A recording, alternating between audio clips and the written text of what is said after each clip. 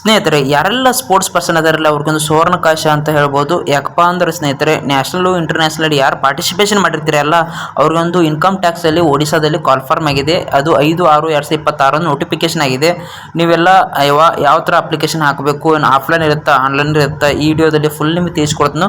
Continue video full complete ಆಗಿ ನೋಡಿ ಅಂತ ಹೇಳ್ತಾ, ಇವಾಗ ನೀವು ನೋಡ್ಬೋದು ಯಾವ ಪೋಸ್ಟ್ ಕರೆದಾರಂತ. Tax assistant, stenographer grade 2, multi tasking staff.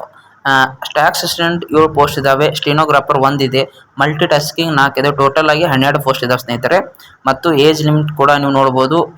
Tax assistant 18ರಿಂದ 27, ಮತ್ತು ಸ್ಟೆನೋಗ್ರಾಫರ್ 18ರಿಂದ 27, ಮತ್ತು ಮಲ್ಟಿ ಟಾಸ್ಕ್ ಸ್ಟಾಫ್ 18ರಿಂದ 25 ಇದೆ ಏಜ್ ಲಿಮಿಟು. ಈ ಕಡೆ ನೋಡಿ, education qualification. Tax assistant bachelor of degree ಮುಗಿಸಿರಬೇಕು, ಸ್ಟೆನೋಗ್ರಾಫರ್ 12th ಮುಗಿಸಿದ್ರೆ ಸಾಕು, ಮಲ್ಟಿ ಟಾಸ್ಕ್ ಸ್ಟಾಫ್ 10th ಮುಗಿಸಿದ್ರೆ ಸಾಕು. ಪೇಮೆಂಟ್ ಕೂಡ ತುಂಬ ಚೆನ್ನಾಗಿದೆ. ಯಾರೆಲ್ಲ ಹೋಗ್ಬೇಕು ಆಸೆ ಇದೆ ಹೋಗಿ ಅಪ್ಲಿಕೇಶನ್ ಹಾಕಿ. ಆವಾಗ ನಿಮ್ಗೆ ಹೇಳಿದಂತೆ eligible criteria, candidate must B citizen of India ಇರಬೇಕು. ಏಜ್ ಲಿಮಿಟ್ 1/8/2026 ಪ್ರಕಾರ 18ರಿಂದ 27 ಇಯರ್ ಆಗಿರಬೇಕು. ಅದಕ್ಕೂ ಟ್ಯಾಕ್ಸ್ ಅಸಿಸ್ಟೆಂಟ್ಗೆ. ಸ್ಟೆನೋಗ್ರಾಫರ್ಗೆ 18ರಿಂದ 27 ಅಲ್ಲಿಯೂ. ಮಲ್ಟಿ ಟಾಸ್ಕ್ಗೆ candidate must be between the 18 and 25 year of age.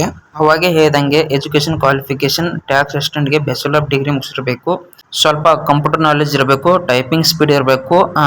ಸ್ಟೆನೋಗ್ರಾಫರ್ಗೆ PUC ಮುಗಿಸಿರಬೇಕು ಮತ್ತು ಮಲ್ಟಿ ಟಾಸ್ಕ್ಗೆ 10th ಮುಗಿಸಿರಬೇಕು. ಮತ್ತು sports eligibility state or country national represent ಮಾಡಿರಬೇಕು.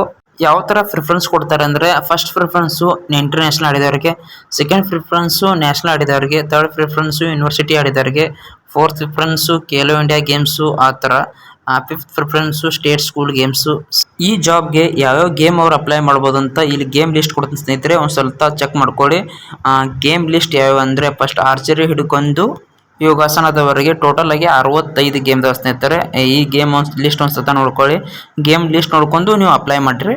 ಈ ಲಿಸ್ಟಲ್ಲಿ ನಿಮ್ಮ ಗೇಮ್ ಇಲ್ಲ ಅಂದರೆ ಯು ಆರ್ ನಾಟ್ ಎಲಿಜಿಬಲ್. ಯಾರೆಲ್ಲ ಯಾವ ಲೆವೆಲ್ ಆಡಿದ್ರಿ ಅಂತ ಅವ್ಕೊಂದು ಫಾರ್ಮ್ ಇದೆ ಸ್ನೇಹಿತರೆ. ನೀವು ಒಂದು ವೇಳೆ ಇಂಟರ್ನ್ಯಾಷನಲ್ ಆಡಿದರೆ ಫಾರ್ಮ್ ನಂಬರ್ 1 ಅಟ್ಯಾಚ್ಮೆಂಟ್ ಮಾಡಿ ಸಬ್ಮಿಟ್ ಮಾಡಬೇಕಾಗತ್ತ.